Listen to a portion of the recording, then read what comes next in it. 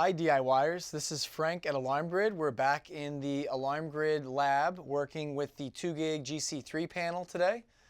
We will be showing you the 2 gig Panic1-345. This is the single button panic switch. There is an included lanyard as well as this actually can be used as a wrist, little cinched wrist or ankle band. There's a few clips here that come with it where you can clip these into a wall mount. There's even this lanyard here which can go around your neck. So this is generally designed as, again, as a panic button. We have the sensor right here in a few pieces that it comes in the box. We have the front button here and the back. Then you can see where the battery will go in. We'll take the plus symbol facing up and snap that right into the battery compartment. And we can close this puppy right up. Okay, we have that snap shut. And now we have our panic button. So what we're going to show you here today is how to program this to your GC3. So similar to other wireless zone programming, we'll go into the installer toolbox. From the home screen, we can go into the 2 gig symbol in the top right, enter the installer code. We still have our installer on default, which is 1561. If you've changed it, then you want to use that. We then go into system configuration, wireless zones, and then we can go down to the next open slot here. We'll just go to wireless zone 3. We've already done a door and a motion here that you can see. Once you click on 3, you'll have your list of all the different settings for that zone. So we'll click into sensor type. That'll move those selections over here to the left, and then we can start programming. So when you program a panic button, there's a few different types of response types you can set. So either this would be set as a silent panic or an audible panic. A silent panic would send a signal to the central station informing them that there is a situation of duress. Now this generally is used as a medical panic, so you can set that up with your alarm company to specify that you'd like them to send the medical team. You can also use this as a police panic or fire panic if you'd like as well, depending on the situation.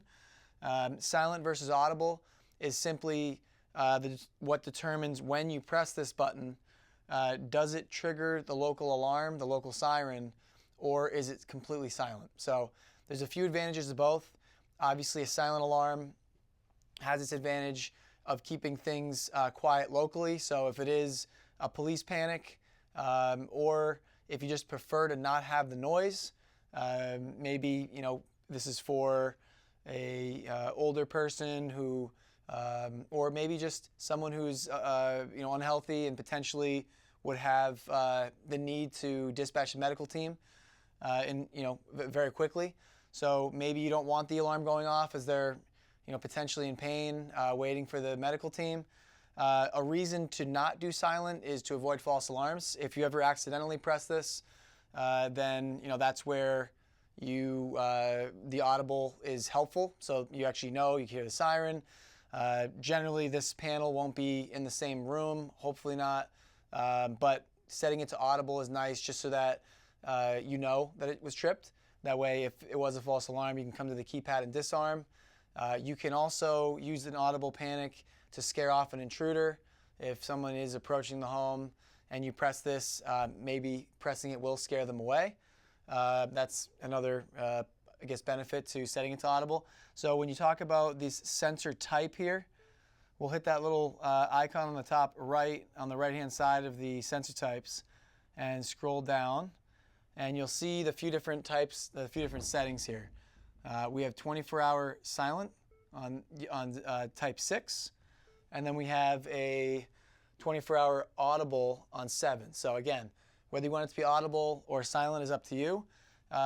There's actually even an auxiliary alarm, which in most cases is very similar to the audible. It will trigger a keypad alarm. And in this case, since it's a self-contained system, it will alarm out of here Where that might come in handy is you can set it up on other auxiliary keypads and have those keypads alarm as well. So for today's purpose, I'm going to set it as an audible alarm so that we know and we can get the authorities out. The equipment type, we'll go to the next field here. We'll set this as emergency. So as soon as you put the sensor type as a 24-hour audible, it'll give you only 2 selections, and we'll use emergency here. The equipment code is the next selection, and we'll click into here. You can either document which equipment code the panic button is in advance by looking it up in the installation guide. In this case, we can scroll through and see 2 gig panic button is 0868. So you can just keep that in mind in the future, or you can just simply scroll down and view 2 gig panic button. This is the only panic button that 2 gig has, so as of right now. So we can then select that as the equipment code. We'll go into the serial number. Once we're in the serial number, you can either manually enter in the serial that's listed on the back of the panic button where it says TXID. There's a 7-digit number after that, or you can learn it. At Alarm Grid, we're always a fan of learning these in. The reason why is it basically eliminates user error. So we'll go ahead and hit learn on the bottom right. It'll say listening. We can press and hold this for 3 full seconds, and then it'll say sensor received and show 087-1471. We can look at here on the back of the sensor and it matches. So whenever you're learning something in, be cognizant if you're in a room with motion detectors. Here in the lab, we have a couple, so it's just something that you always want to be cautionary of, to make sure that once you learn that in, you can cross-check it on the back of the unit, make sure that it actually was this that sent the signal in, not a potential motion detector that picked you up at the same time. So we'll hit accept and then move down to equipment age. This is a new sensor, so we'll keep it on new. The sensor loop. So this is pretty important. When you learn these in, it should auto-enroll, but you'll see that this is on loop 1. This this Panic1-345 is loop 1. So most of the 2 gig sensors will be loop 1. The DW10, when using the magnet and the reed switch, that actually uses loop 2, but that kind of is one of the few exceptions to the rule, which is most of the 2 gig sensors are loop 1 by default. So we have loop 1 here. Transmission delay. So this is very important. You always want to disable the transmission delay, especially on panics. We even do it on burglary alarms because we want to receive an alarm from a sensor immediately. But for panics specifically, you want, as soon as this is pressed and as soon as this panic situation is sent to the system here, we want that to send out to the central station. Now this is assuming that you have central station monitoring. If you do, then you don't want the panel to hold that and delay the transmission of that signal. There's a separate setting in programming that says how long that transmission delay is. By disabling this, it'll circumvent that delay and send the signal out immediately. If you are worried about false alarms and you want to have a window of time where you can disarm at the panel, clear out the panic, and have it not send, then you can do that. You would just enable the transmission delay here. For today's purposes, we'll keep it disabled so that it goes out immediately. We can then go to edit voice descriptor. So this is a way for us to label this. So depending on where this is in the home or however you want to set this up, you can label this here so that you know on the alarm.com app via text, email, or push notification, or just when you get the phone call from the central station, that you know exactly which zone this is, especially if you have more than one of these. So for today, we'll just set it up as a medical panic. So I'll put in medical and then panic. You'll notice that as I start typing the words, there's a white bar here with the fixed, or with the existing library of words. So this library is important to choose from. If it's not, if you make your own custom word, that's fine. It will show in alarm.com. It will report to the central station. However, it will not voice enunciate. So if you ever wanted this enunciate on the panel, you'll lose that. With the panic button, it might not be as big of a deal because this won't be tripping a lot, but for other devices that you do want to receive chiming and voice enunciations on faults, that's where you would want to use that library. I just like it being in the habit of that. So we have medical panic, we'll hit done, and we'll move down to the next field here. We have sensor reports. This is a global setting that tells the system to either send the signal out and report to the central station or not. Again, whether you have reporting or not, I always recommend keeping this enabled. That way, if you do ever set up central station monitoring in the future, then you don't have to go back and change all your zones. So we can leave that on default. Same thing with sensor supervised. Always keep this enabled. There's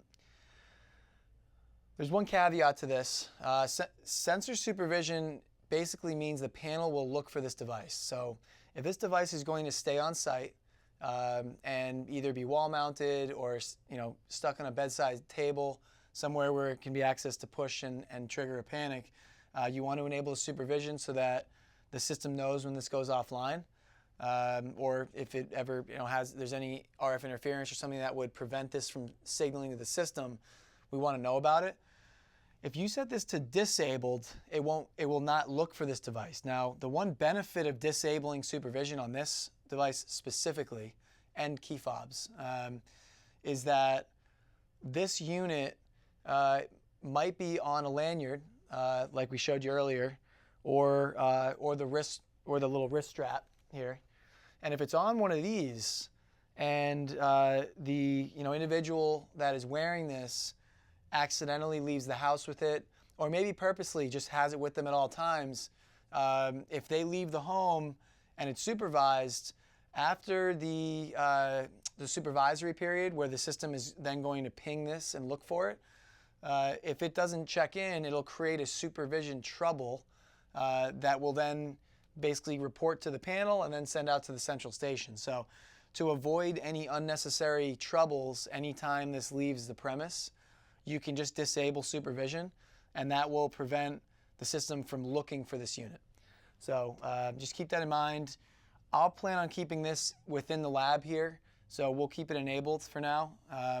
This would be similar to a situation where you could just keep this by the night table in your home. So we'll bump down to the last feature here, which is sensor chime.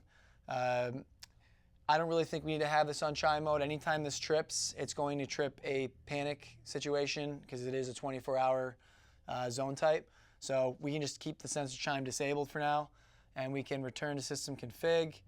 We'll back out. We have our summary screen here with the zone number, the type as a sensor type 7, 24-hour audible, emergency button, 2 gig panic button with the serial number and loop. You can verify everything here at the end before you exit and then hit save. And then you're back at the home screen. Now, if I was to press and hold this for 3 seconds, it would trigger a loud audible alarm. To avoid blowing my eardrums out right here, we won't test right now, but I do recommend when you program these, step away from the system and do a press and hold on this. Make sure that your system is in test mode. If you already have central station monitoring, you want to call the central station, place your system on test in advance, and then you can test this unit. Also, you want to update your alarm company if you ever do add sensors on your own. But assuming you don't have the central station monitoring service activated yet, you can just step in the other room, press and hold for 3 seconds, and then disarm. You can use a key fob in the other room, or you can come back to the system and just disarm it. So if you have any other questions regarding programming your 2 gig PIR1-345, you can email us at support@alarmgrid.com, and don't forget to subscribe to our channel.